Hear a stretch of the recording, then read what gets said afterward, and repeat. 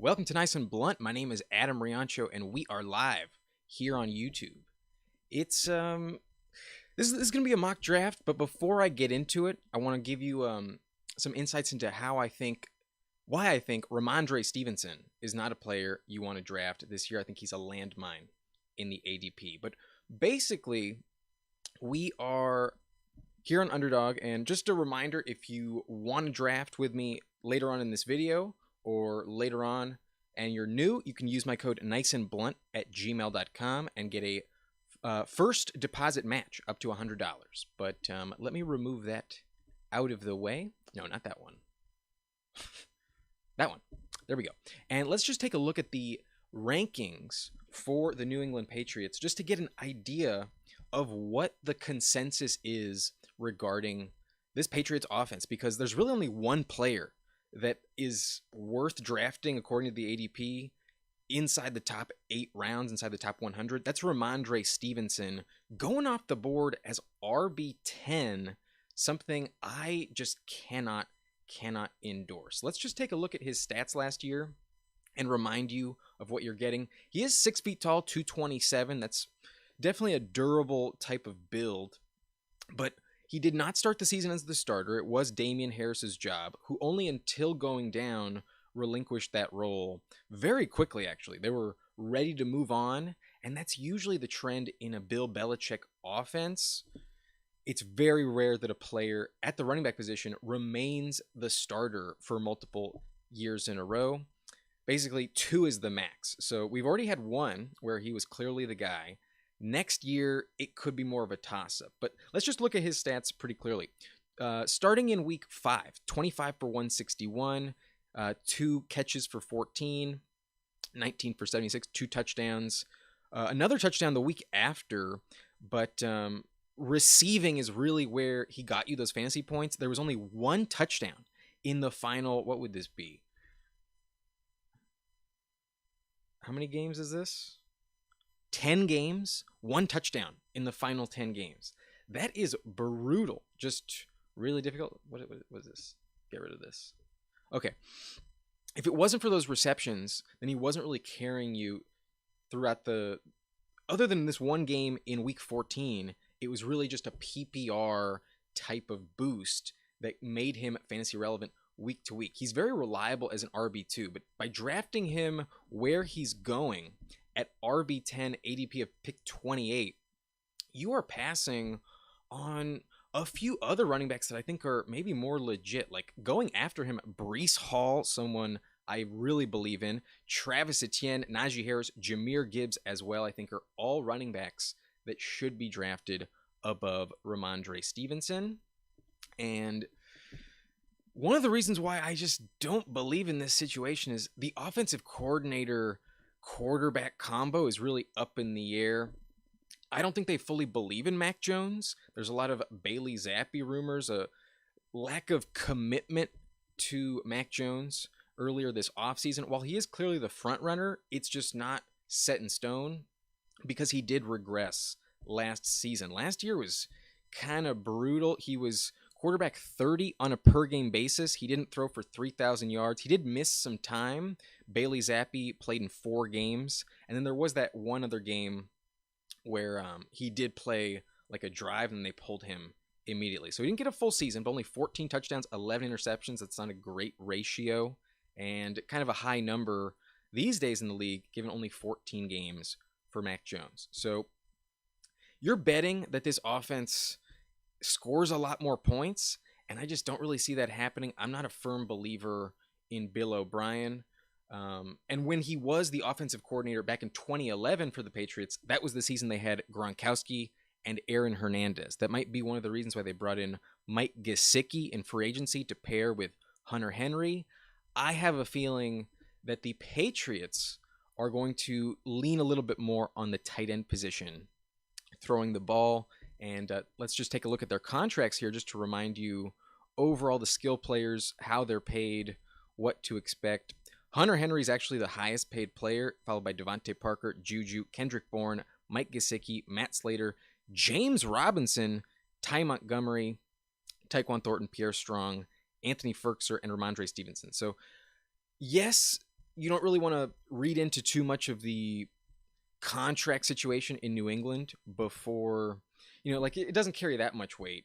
Belichick always wants to maximize value, not really pay everyone what they're worth. But because Stevenson's still on his rookie deal, there are some other running backs paid more than him, and it's possible that James Robinson really starts to creep into the touch count. I feel like at the very least, Belichick sets up a running back in his offense to not get a second contract.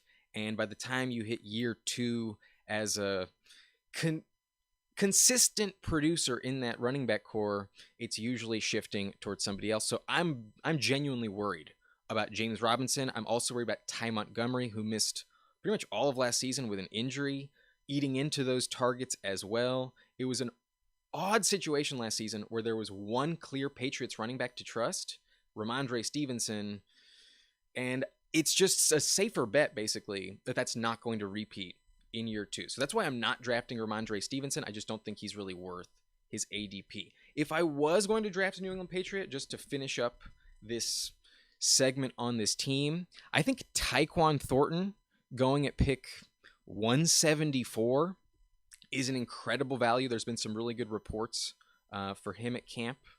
How do I get him out of here? Yeah, let me read you this real quick. He's standing out at OTAs according to Evan Lazar of the Patriots official website, who's reporting that Thornton was at the epicenter of several schematic tricks new offensive coordinator Bill O'Brien installed at least Wednesday's OTA practice. But however, his speed is standing out at OTAs, and Thornton's route running precision and pacing to create separation were better than his rookie training camp, according to Lazar. So Thornton is making some improvements, and maybe that's one of the reasons they moved off of Jacoby Myers and brought in Juju Smith-Schuster. But Juju, I think, would be the closest replacement to Jacoby Myers, the safest bet to get around 100 targets this season. And I think he would be a decent floor play as one of your depth piece wide receivers. Going around pick 100, I think, is a very fair ADP for Juju. If he can stay healthy, I think that's going to pay off. But otherwise, Mike Gesicki might be interesting. But remember, Hunter Henry is ultimately the highest paid player on this roster. And I don't think I want to make a bet on either of these two tight ends, given their skill set, given the situation. So that wraps up this Rhamondre Stevenson Patriots talk. And with that in mind, we can get into our draft. We're going to be drafting a puppy. We're entering this tournament here. And if you want to get in, do not press the button yet. There's a bit of a delay. And let's just give you a fresh reminder on what we're playing for. There is a $1 million prize pool. First place gets $150,000. However, I believe if you win the qualifier as well, you also get $10K from weeks 1 through 14. So that's also a strategy you could play for, a pretty significant payout there. But when it comes to the rules, it's very important to keep that in mind. It's half PPR, and the roster construction is one of the most important things. You need to keep in mind that there's only one starting quarterback, 2 starting running backs, 3 starting wide receivers. So that is a position you need to focus on. 1 starting tight end, 1 starting flex, and then 10 bench spots. We're going 18 rounds in this mock draft. So I'm going to hit the button, but I'm going to wait 5 seconds. So if you hit it now, if I count down 1, 2, 3, 4, 5, then the YouTube delay should have this paced out. And if you are watching, if you want to join me, there are still 8 spots in this draft. So hopefully this fills up quick. But if you would like to draft, go ahead and join. Now it's 6 people, 5. This should fill up pretty quickly. But I'm going to pack a bowl while I wait. We're going to prep that. It's a typical tradition here on the live mock drafts. So let's get situated, everything in order. But we're hoping that we get a high pick. It's definitely easier to draft inside the top 4. And otherwise, we get closer to 12. We might want to take a very unique approach, a different strategy, because the odds are definitely against you the closer you are to the back. But we are full here. We are full. And looks like I did not get lucky. I have pick 12 yet again. That's a bummer. This is the second time in recent history that I've had a live tournament. I think my first puppy two was also from the 12 spot. That's a bummer. I think that was my anti-mock draft very recently, about a week or so ago. So we will not take that strategy. However, I don't know. There's something I kind of want to try, especially on Underdog. I was telling you like how important the wide receiver position is. What if we go robust running back with this pick? I'm talking 4 running backs in the first, 5 rounds of this draft. I'm going to really hammer that position.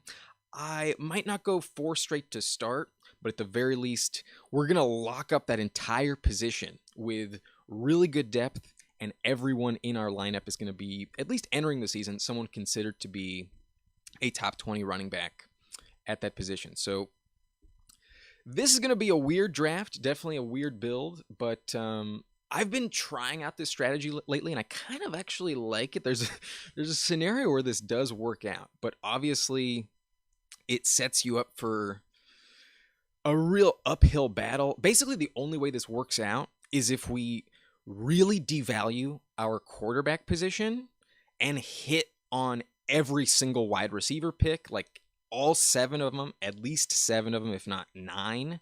And our tight end situation also needs to be really strong. So we are taking a contrarian type of strategy, and we're not going to favor wide receiver too much in this draft.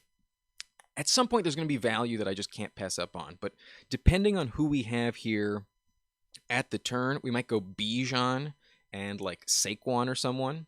But if Bijan's not available, I think I might go wide receiver with this first round pick, and then the next 4, just nothing but running back.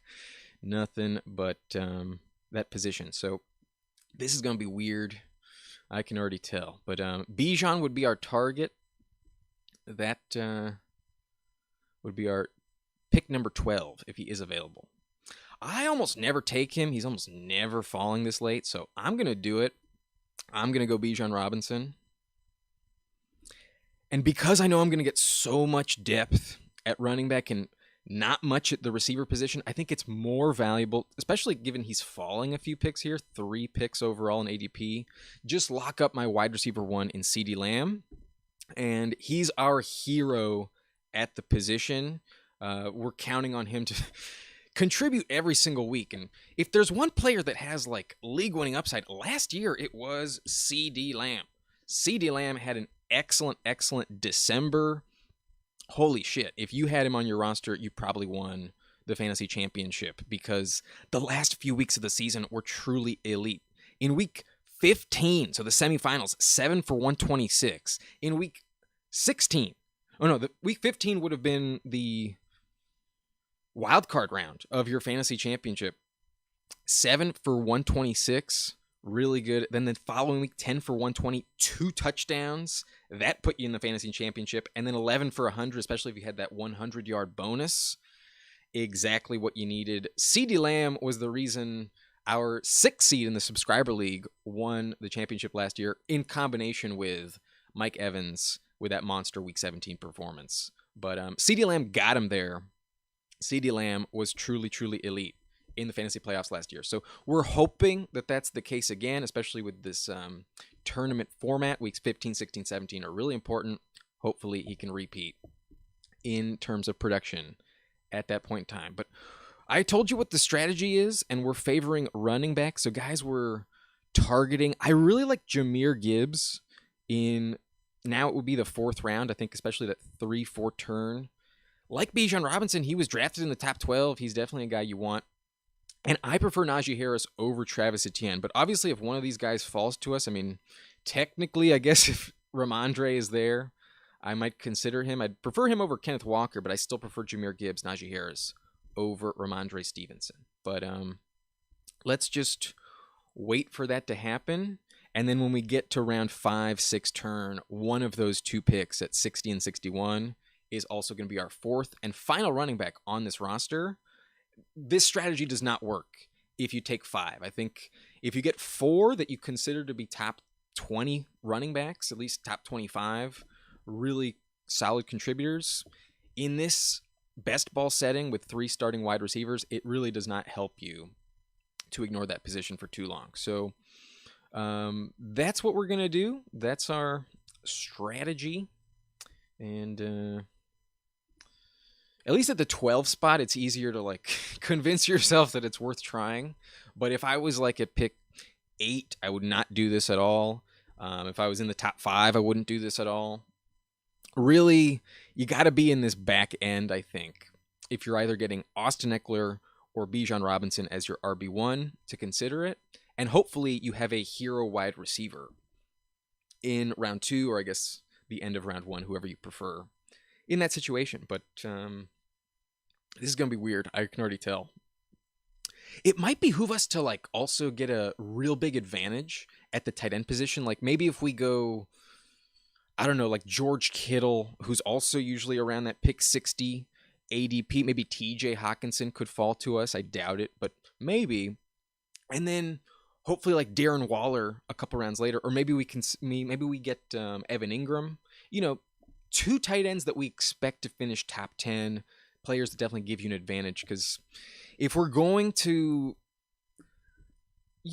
diminish the wide receiver prevalence in our first 10 picks or so, then we might as well capitalize on tight ends that we can trust. But it looks like we're going to have at least one of the running backs we're targeting, if not both. Hopefully Najee Harris and Jahmyr Gibbs are still on the board. But one of them is off, and this team may have the same idea. But if we get Travis Etienne, that's not the end of the world. I just really hope I don't have to reach on Kenneth Walker. That would probably be the case. But go Lamar Jackson, Team 11. Go Debo. Go DeAndre Hopkins. Yes. Yes. As long as I'm getting both of these, then I think this strategy could work out. But I have Najee Harris at RB 11 or 12, I want to say, in my rankings. Definitely top 12. I have Travis Etienne at number 13 or 14. I do think Najee is a little bit safer. I think the reports I've been reading out of Jacksonville have suggested that perhaps there's going to be a bit more of a committee approach. If we go into NBC Sports Edge, yeah, that's where I read the player news. Let me pull this up. This is interesting because it's easy to assume that, Travis Etienne's going to be the workhorse guy, but I do not know if that is the case. No, we're not. But, okay, I'm just going to Google. I'm going to look for him individually. That's what's nice about being at the bookend. You have plenty of time to kill before your next pick. But here we go. ESPN's Michael DeRocco writes that the Jaguars did not want to see Travis Etienne taking 74% of the running back carries again. That figure comes from how often the Jaguars used Etienne after jettisoning James Robinson. Jaguars coach Doug Peterson praised the depth added at running back in Dearness Johnson and Tank Bigsby, saying, "This is one of the stronger rooms on the team." Etienne said of a committee approach, "I feel like it keeps the wear and tear off my body. I don't have to go and bang myself up each and every play." So even Etienne is, not opposed to this committee backfield situation. And I think Tank Bigsby is a legit threat, especially in the receiving game. Tank Bigsby has some good stats last year out of Auburn. 6 feet, 208, so pretty good build at the running back position. But let's just take a look at his stats. 30 receptions, 180 yards last season. 5.4 yards per carry, 10 rushing touchdowns. So pretty solid from him. And especially on the goal line, he could vulture some touches. Maybe Dearness Johnson is also somewhat legit as well. So I am a little concerned. It's more of a committee, and that's where I favor Najee Harris. I think he's just much more in line to be a workhorse 3-down back, where it's starting to sound like Etienne may be easing up on that workload just a little bit. Let me remind you, there were 2 games where Etienne was pulled early at the end of last season that I think hint towards this type of usage. There was that Baltimore game where he went down after 2 touches, only 5 snaps. He went to the locker room. He was evaluated. Apparently, he was healthy, but they were just playing it safe, and they just held him out for whatever reason. They didn't bring him back into the game. So he was fine. The next week, he got 88% of the touches of the snaps, so that wasn't a concern. It was really just how they were feeling. They wanted to be safe with Etienne in Week 12 versus Baltimore. They did win that game without him, so that may have been a sign that, hey, maybe we can filter in another player in the backfield here and it doesn't hurt us too much. That might have started that thinking. But then they had a meaningless game against Houston in Week 17, and even though he played 24 snaps, half the game, 9 for 108, he was elite against Houston. It was a great matchup. They pulled him in the second half. They didn't need to push it with him, and that may have, been the precedent for this thinking that maybe we want a more of a committee backfield in Jacksonville so that we can keep Etienne healthy, who did miss his entire rookie season with an Achilles injury, something in his foot. But I'm definitely going to go J.K. Dobbins, who I believe is falling to me 5 picks or so. That will be our last running back taken in this draft. But unfortunately, we do not get George Kittle, and we got to consider who we want at wide receiver. But there is a scenario where I think Chris Godwin, very legit, definitely someone I wouldn't be upset if we auto-picked with. But a guy that's definitely very interesting, given the DeAndre Hopkins news, would be Marquise Brown. If he's in line for 100-plus targets, I think I'd rather go Marquise Brown. Neither of these teams are going to be really good, but Marquise Brown has nowhere near the competition for targets that Chris Godwin does and Mike Evans. Like, other than Marquise Brown, it would be I'm already forgetting. It's Rondale Moore, the rookie Michael Wilson, and other than that, it's just James Conner. Like, there's really not many people vying for targets in the Arizona offense. So I think that's a legit floor play. Godwin, while he did get 142 targets last year, didn't play a full season, only 3 touchdowns, and that was with Tom Brady. I'd be very, very concerned that offense is never getting in the end zone, and even with a ton of garbage time, like, it's going to be rough for the Buccaneers. So I do prefer Marquise Brown over Chris Godwin, just because, like I mentioned, there's less competition. No Mike Evans in that backfield. But Jonathan, good to see you in the chat. Dobbins to the moon. Dobbins is in a great situation, an elite runner of the football. I think people are very quick to forget just how efficient J.K. Dobbins is because Lamar Jackson's there, and it's like, his yards per carry numbers are amazing. But maybe it's just the offense. But last year, in those 4 games where Tyler Huntley was the quarterback, when he came back from injury, 15 for 120, 8 yards per carry. The next week, 13 for 125, 9.6 yards per carry. 12 for 59, 4.9 is also pretty good. Definitely above average. And then 17 for 93, 5.47.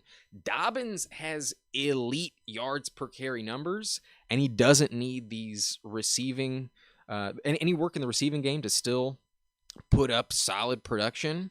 But here is the upside, I think, that you need to factor into Dobbins when you look at his elite ceiling. If you remember 2019 when Lamar Jackson won his MVP, who was the number 1 running back for those Baltimore Ravens? It was Mark Ingram.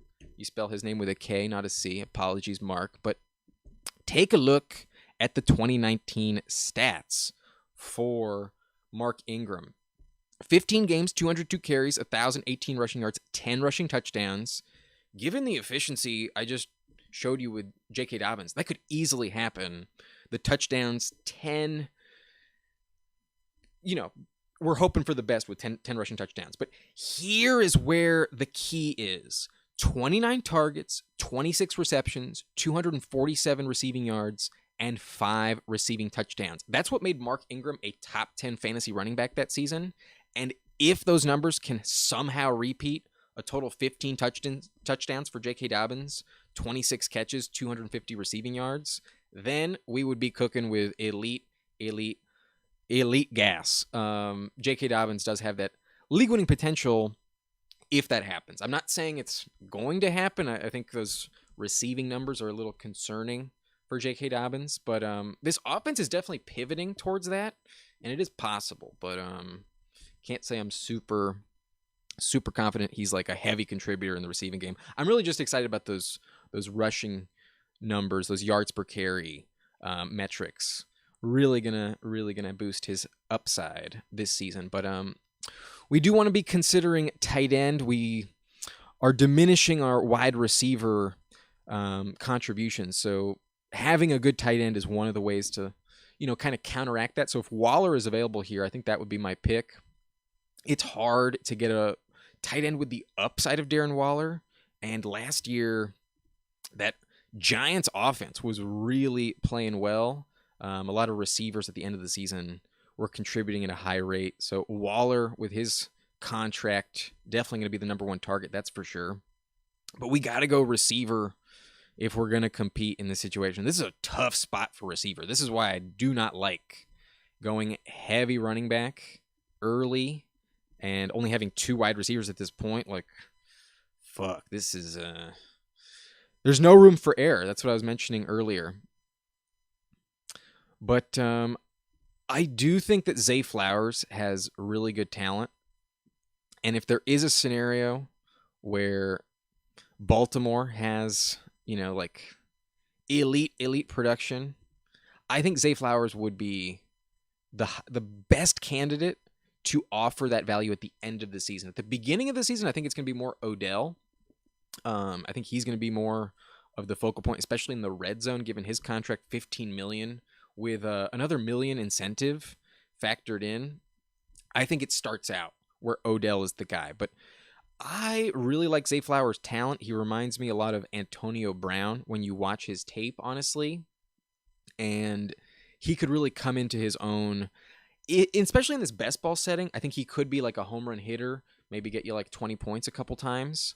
I do think Zay Flowers has some upside. But as our wide receiver 3, I can't say I'm loving it. It is risky, and we really need to hammer the depth out. I think we need 9 wide receivers, given how this build started. We do have CeeDee Lamb, that's nice, but it's already getting dicey, and the only way to mitigate that risk is just to have so many that it's almost like overwhelming. You just have so many options at that position. But we're really just done with running back. We have Bijan Robinson, a guy that could be number 1, but I think at worst offers a top 5 floor, kind of like a Saquon Barkley rookie season. That's what I'm expecting from Bijan.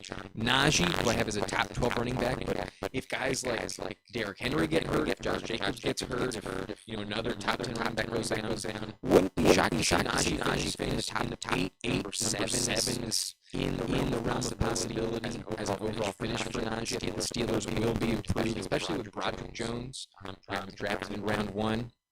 That should be nice. But in round 4, we took Etienne as our RB3. And while he isn't set to be the 3-down bell cow this season, still a lot of upside in that Jacksonville offense. I think they could vie for the number 1, maybe the number 2 seed in the AFC. The Jags are going to be really good this season, and their division's pretty shit. They get 6 matchups against some, easier teams. The Titans are really the only one I'm worried about in terms of their division opponents. But we locked up the RB4 with J.K. Dobbins, and that finished off that position. We will not be drafting another running back for the remainder of this draft. But at wide receiver 2, we have Marquise Brown, followed by Zay Flowers, our wide receiver 3, and then Darren Waller is our tight end. But guys we're going to be looking at, I mentioned Juju offers a solid floor. There is a scenario where he is the Jacoby Myers of last year, and you see a lot of top 30 finishes for Juju if he stays healthy, if he is Mac Jones's number 1 receiver. I think Juju does have a solid floor. I mean, last year he missed a couple games, still had 100-plus targets, though. He did not look like the same player following that concussion, however. So I'm hoping that doesn't linger. It shouldn't, but you never know. It is football. Anyone can go down at any time. So a little bit risky. with Juju. But maybe we go Odell. I'm not opposed to going with Odell. I do not like the value on Tyler Boyd, however.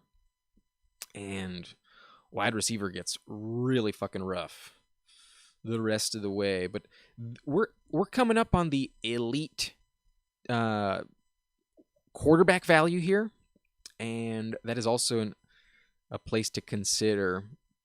We have Daniel Jones, so we might want to pair him up with. We have Darren Waller, so we might want to go with Daniel Jones. But Tua is available at pick 108, and if Tua stays healthy, he has the highest upside of any quarterback. When he will be healthy, I think he's going to be top 5. But we already know that we are walking the razor's edge at wide receiver. I'm going to say fuck it and try and get an advantage at quarterback, have some type of stack on this team. I'm going to go Daniel Jones as my quarterback too, to pair him with Darren Waller. And hopefully there's a lot of touchdowns. There's double-digit touchdowns headed for Waller. That would be a really nice stack in our starting lineup. So we get good value on Tua falling 9-10 spots here. And then Daniel Jones at ADP as our QB2. Definitely a safe investment, given we've waited on the position. And Tua has a lot of injury risk. It's good to have a QB2 you can count on when you wait for quarterback with Tua. But Jonathan, in the chat here, am I crazy taking Monty over Gibbs? At least the first half of the season, I feel like he's going to get some great goal line work. Plus, I don't trust rookies outside of wideouts. It's not that I'm not high on David Montgomery. I think you have a legitimate case to make that Montgomery could be just as valuable as Jamal Williams was last season. But personally, I would not be taking Montgomery over Jahmyr Gibbs. They drafted Jahmyr Gibbs 12th overall.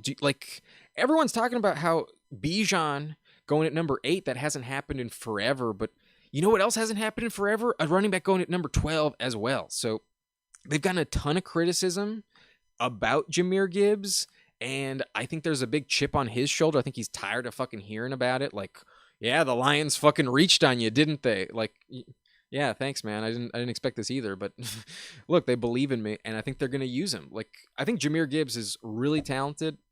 I've mentioned this in a previous video, but let's just do a bit more of a deep dive on Jahmyr Gibbs real quick.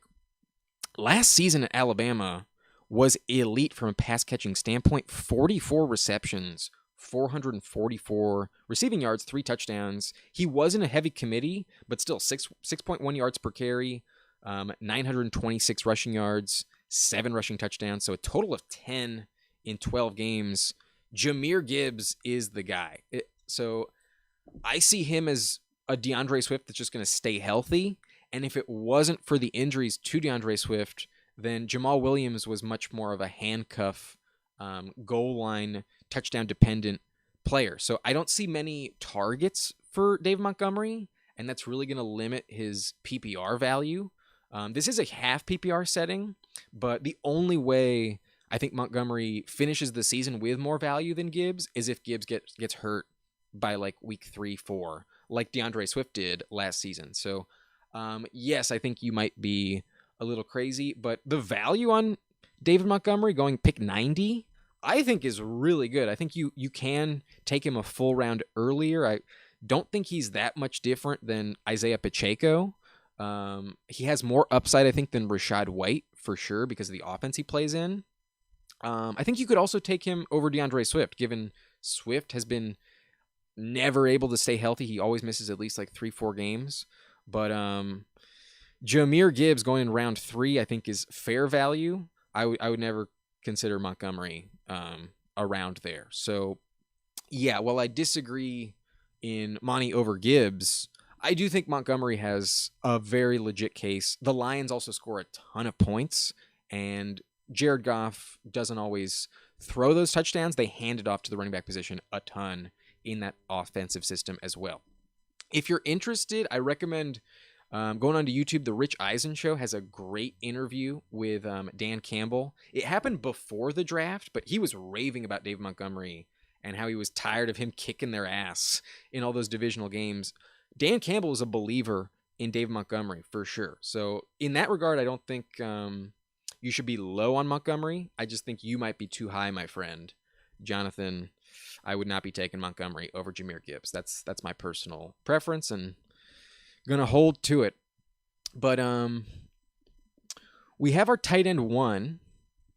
And if we can get Dalton Schultz, I think that would be a very solid tight end 2. I think he's kind of guaranteed to be that top 12 option. I think Schultz could definitely be the number 1 touchdown receiver in Houston this season. That's definitely a possibility.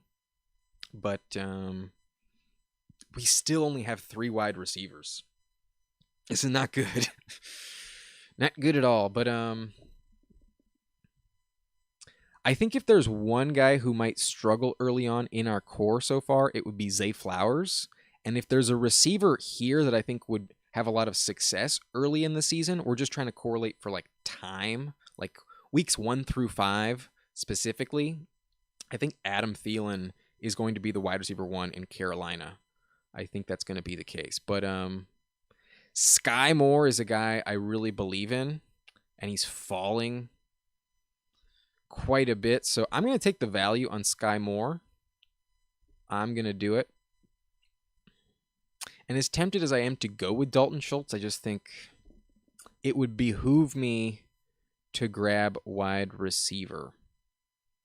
There is a rumor that Michael Pittman's going to get suspended, but there is no confirmation of that. The player that they're investigating in Indianapolis is unnamed, so I don't want to buy that high. I'm just going to stick with my gut. I'm going to go Adam Thielen because I really think the Panthers wide receiver core could offer a ton of value. They have a Heisman winner, first overall pick at quarterback. I think the Panthers quarterback is going to find his footing eventually, and they pay the most money to Thielen. I think him and Jonathan Mingo are going to be the leaders at wide receiver for Bryce Young. And given Mingo's off the board, I think Thielen is a solid floor play. At the very least, I think he's going to have some good games in the beginning of the season. Week 5, he has a matchup against Minnesota, and he's going to turn up in that revenge game. But I love the Panthers' schedule at the end of the season. Let me show you this, because this is quite appealing. You know that the Frank Reich teams always start off slow. I think they could literally go like 1-5 in these first 6 games. I think they're going to lose to Atlanta, lose to New Orleans, lose to Seattle, beat Minnesota, but then lose to Detroit, lose to Miami. Then they get a bye, and that's where Bryce Young's going to click into high gear. Against CJ Stroud, quarterback 2 of this year's draft, he's going to win. He's going to beat the Colts in week 9. Then they're going to beat Chicago, I think. Maybe they'll lose to Chicago on the road, but I think they might beat Dallas. I don't think they'll beat Tennessee in that one. But they'll beat Tampa. I think they'll win the second one at New Orleans, and I think they'll beat Atlanta at home. Green Bay, they'll lose to Jacksonville, but they could beat Tampa. They could finish with 9 wins. I think they could literally win a ton of games post-bye, and I really think Bryce Young's going to click and figure things out. Like the Frank Reich offenses always do. Second half of the season, they really turn it on, and even if they start 1-5, they could make a push for the playoffs. They could finish 9-8. I really think the Panthers are going to have some appeal, definitely some high upside. I believe in their quarterback. I really do. But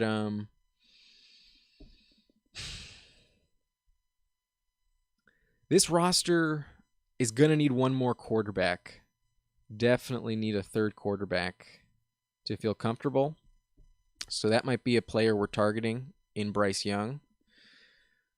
Definitely a possibility. But we need one more tight end, and we also need a receiver. It's possible that Pierce is worth investing in, but we might want to double up on Carolina, knowing we're going to target that stack.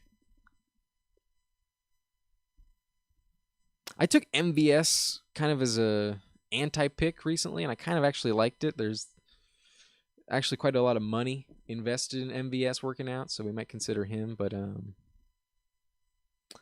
Yeah, this strategy is really tough. Those 4 running backs to start. We just have no room for error at wide receiver. I've said it multiple times in this video, but it's really true. There's a lot of pressure with these wide receiver picks. But kind of doesn't matter looking at the board in terms of like strategy. We know we have to reach on somebody, and the other one we're hoping to get some good value. There are some reports that KJ Osborne is actually really turning up at camp, but I don't think he'll have much value. I definitely prefer Jordan Addison as the number 2 there. That's a risky investment.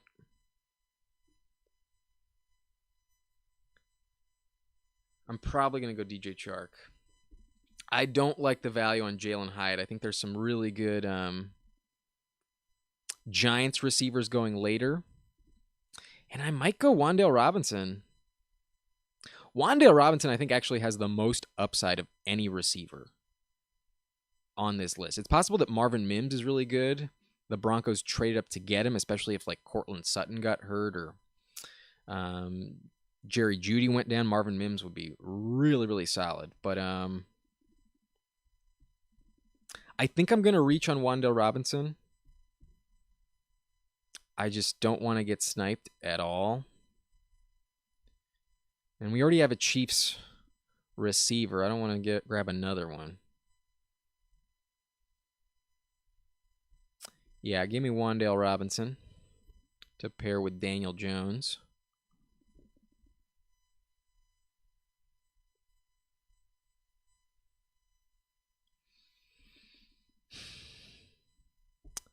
I don't hate Laporta, but he's a rookie tight end. That's not easy to trust.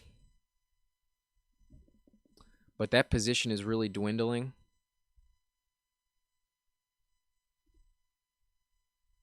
Yeah, I'm going to go Laporta. Oh, shit. We got Bryce Young. That's not the end of the world. It's possible that we were going to... That's probably not a good pick, though. Shit. Yeah, that was a massive reach. Damn. Sometimes it's not good to queue up players like so early in advance. You just saw the risk in that. But we did want him on our team, so I guess it's not the end of the world, but I would have rather had a Sam Laporta or a Gerald Everett there. That was my bad.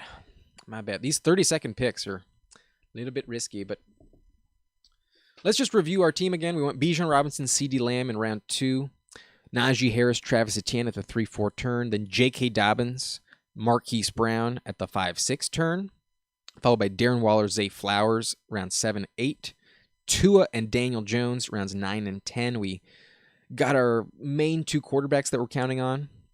Then we took Sky Moore, Adam Thielen, and then Wan'Dale Robinson we reached on, and then we really reached on Bryce Young because we timed out. Definitely would have preferred to get him with the next pick. But his ADP was 175, and there is a legit scenario where we do not get him coming back around. But I have a feeling that this draft is mostly devaluing the quarterback position. I mean, given Jordan Love, Kyler Murray are still on the board, he probably would have been available at pick 180. So that one was a bit of a mistake for sure. But that means the rest of this draft is strictly wide receiver and tight end. So I'm going to give you some of my late round sleeper picks, basically. Like, these are the guys I think could really break out. And I think you're going a little bit too undervalued. And I might want to just like kind of load up on the Giants wide receiver situation. I think Darius Slayton has had, at least we know for certain, that Slayton has the most chemistry established with Daniel Jones heading into this season. He's been there the longest. He just got another contract. And at least at the wide receiver position, he is the highest paid on that roster. Let me just remind you of their contracts real quick. But at wide receiver and tight end, it's Darren Waller followed by Darius Slayton. And it's a big drop-off between the two. But Paris Campbell comes in number 3 with $4.7 million, but Darius Slayton is the highest paid receiver at $6 million this season. So I think he's not going anywhere, and at the very least, we're going to start this year with Wan'Dale Robinson and Darius Slayton as the wide receiver 1 and 2, Darren Waller, though, will be the target monster, the main hog when healthy at the tight end spot. So maybe it's not the best strategy to take a fourth giant. But last year, there was like a lot of production with that team. Isaiah Hodgins, Richie James, and Darius Slayton were all putting up usable stats. Like they were all somewhat legit as flex plays. And we're not expecting them to contribute every single week. So it's kind of just like who scores a touchdown, which one's going to insert themselves into this lineup. If Daniel Jones somehow throws at a very, very high rate, then we would get some good value there, but it's kind of unlikely. I'm probably not going to do that. Probably not going to do it. But I like Tyquan Thornton's upside. Very, very interested in him, especially if Juju is not the guy. Then Tyquan Thornton at pick 173, we'd be getting him at 180. Definitely worth some value. Don't hate it at all. But kind of hard to bet on a Patriots wide receiver at the end of the day.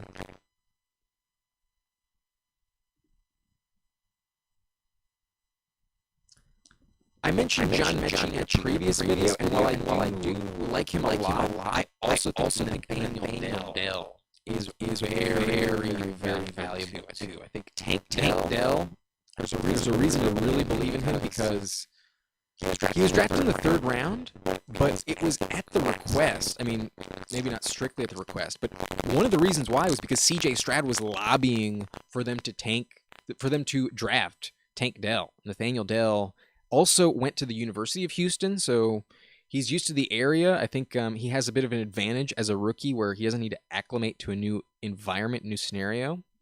And we got lucky here. We almost took Laporta with our previous pick. We are going to take Laporta right now and just grab the value that has fallen. But I am going to take Tyquan Thornton. I was kind of shitting on the Patriots offense at the beginning of the video, but we went through their ADPs, and he's literally like the third highest ranked Patriots player in ADP here at pick 173. So there is somebody on the Patriots that's devalued and is going to put up some better stats. Mac Jones should be better with a legit offensive coordinator in Bill O'Brien. While Bill O'Brien isn't like an amazing GM, he did lead the Texans to some consistent wild card playoff appearances. And then when they had Deshaun Watson, they were winning like double-digit games per season. I do think this offense does have some upside, could actually surprise you a little bit. But yeah, it's definitely hoping for the best. It's not a guarantee for sure. But our wide receiver core isn't terrible, especially with CeeDee Lamb at the top. There's just an anchor at that position I trust. Marquise Brown needs to stay healthy, but there is some legit upside. I was very high on him last season when I knew he'd have some time without DeAndre Hopkins, but obviously we need Kyler Murray to get back earlier than later in order for that to really pay off. But Zay Flowers, definitely some upside there, but hoping for the best. Sky Moore is our wide receiver 4, followed by Thielen, Wan'Dale Robinson, and Tyquan Thornton as our wide receiver 7. It could be worse. I don't love it. It's definitely risky, but as just having CeeDee Lamb at number 1 is very comforting. But as long as Waller doesn't get hurt, this team can compete. Definitely a possibility that this is a competitive team. I wouldn't write it off completely, but it's an odd strategy for sure. Drafting at number 12 is always difficult, though. Always a difficult spot. If you haven't already, drop a like on this live stream. Let me know what you think of this team so far. If you like this robust running back strategy or not, maybe you're interested in trying it out yourself. But at the very least, I think you see the only way it works is if you forget about that position once you have your 4th. Especially if your 4th is someone you consider to be top 20, then yeah, you really got to forget about it the rest of the draft. Otherwise, you're just wasting the pick. They're almost never going to find their way into your lineup. And the position you really need to focus on, wide receiver, is just that much more mitigated, that much more behind the 8 ball as well. So that's the only thing I want you to take away from this strategy. If you do decide to do it, hold strong that you're only going with 4. I don't care what the value is late. I kind of like Fournette here. I kind of like Kareem Hunt because you never know where they're going to land. They could skyrocket in value at a moment's notice. Anytime this offseason, you could consider them top 20 if they found the right spot, if someone got hurt and they were the guy that they brought in to replace him. Definitely some diamonds in the rough down here in the ADP, but I'm not taking them given our strategy. Damn, Tankdale and Slayton go off back to back. That's a bummer. That is a big bummer. We may be going Mechie, who is falling to pick 200 almost, but fuck. That is a big bummer. We have 7. We at least need 8 receivers. And someone I'm actually really interested in is Corey Davis. If he can stay healthy, Corey Davis might actually be the wide receiver 3, if not 2, in the Jets offense. They definitely pay him a lot. Like, he's the highest paid guy, I think. Where are the Jets? Here they are. Let's take a look at their contracts at wide receiver and tight end. Corey Davis at $12.5 million per season is the highest paid guy. Lazard coming in, he's Rodgers' boy, so I think that's definitely going to be more chemistry, but there's no incentive not to use Corey Davis. I think that that could be an interesting pick as well. But John Mechie has fallen to pick 204, so while I was targeting Tank Dell, the value is undeniable. We will be taking him here again, but we may want a third tight end.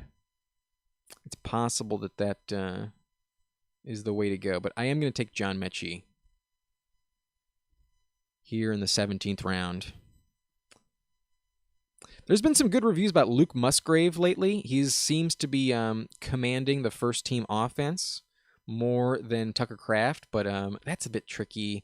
I'd rather go with a year 2 tight end in Trey McBride, who I have a little bit more confidence in. But are we really going to do it, or are we going to go Corey Davis? I think we might go Corey Davis.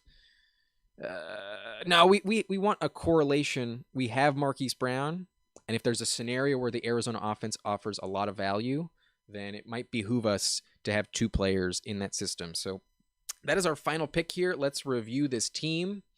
Bijan Robinson, CeeDee Lamb, Najee Harris, Travis Etienne, J.K. Dobbins, Marquise Brown, Darren Waller, Zay Flowers, Tua Tagovailoa, Daniel Jones, Sky Moore, Adam Thielen, Wan'Dale Robinson, Bryce Young, Sam Laporta, Tyquan Thornton, John Mechie, and Trey McBride. So a few stacks here, mainly the Giants offense, a couple of Cardinals as well. Not the teams I'm most excited about, but at the very least, no one can compete with our platoon of running backs. We have definitely by far the best in this draft. Nobody took more than 2 before we got our 4th, and there were actually 2 teams that didn't even take 1 by the time we took J.K. Dobbins. So we do have an advantage, but it may be a disadvantage when you consider this final roster. We also know that our wide receiver position is the weakest of this entire draft board. So that is the bad news. But I like our quarterback situation. I love the value on Tua. He's been falling, but I mean, yes, he could miss all of the season. He could miss 15 games. But if he only misses 3, or if somehow he plays all 17, the value you get on him is amazing. While we don't have a stack, it's still definitely worth a pick at the end of the 9th round. And then Daniel Jones with this stack with Darren Waller, Wan'Dale Robinson, and we considered Darius Slayton, but we didn't get him. I think is one of the most valuable, one of the cheapest, one of the most affordable stacks that you can find. And there is a scenario where it really pays out. It's possible that Daniel Jones is a top 10 quarterback this season. So I like that. Our tight end depth isn't amazing, but I do think Trey McBride is an interesting sleeper. Round 18, definitely good value. And then we also had Laporta fall to us a full round that made that Bryce Young selection actually not look too bad. In hindsight, it did pay off, given there was not a run on tight end at all until it came back around to us. So that kind of worked out, but Boy, this wide receiver room is tough. CD, Marquise Brown, Zay Flowers, Sky Moore, Thielen, Wanda Robinson, Tyquan Thornton, John Mechie. Hoping for the best. Really praying that this works out, but I don't love it. Can't say I'm super confident in it. But that's probably it for this video. I think I'm going to wrap it up here, and we will call it quits for this live stream. But again, if you enjoyed this video, hit that like button for me. Subscribe to the channel for more content like this. And if you want to use my underdog code, if you want to sign up and get a $100 deposit match, use code Nice and Blunt right here on Underdog. The link should be in the description below, and you can help out your boy while also getting a pretty good deal on Underdog over there. So that's it for this video. You can find my rankings on Patreon as well, but my name is Adam Riancho, and thank you very much for watching this video. I will see you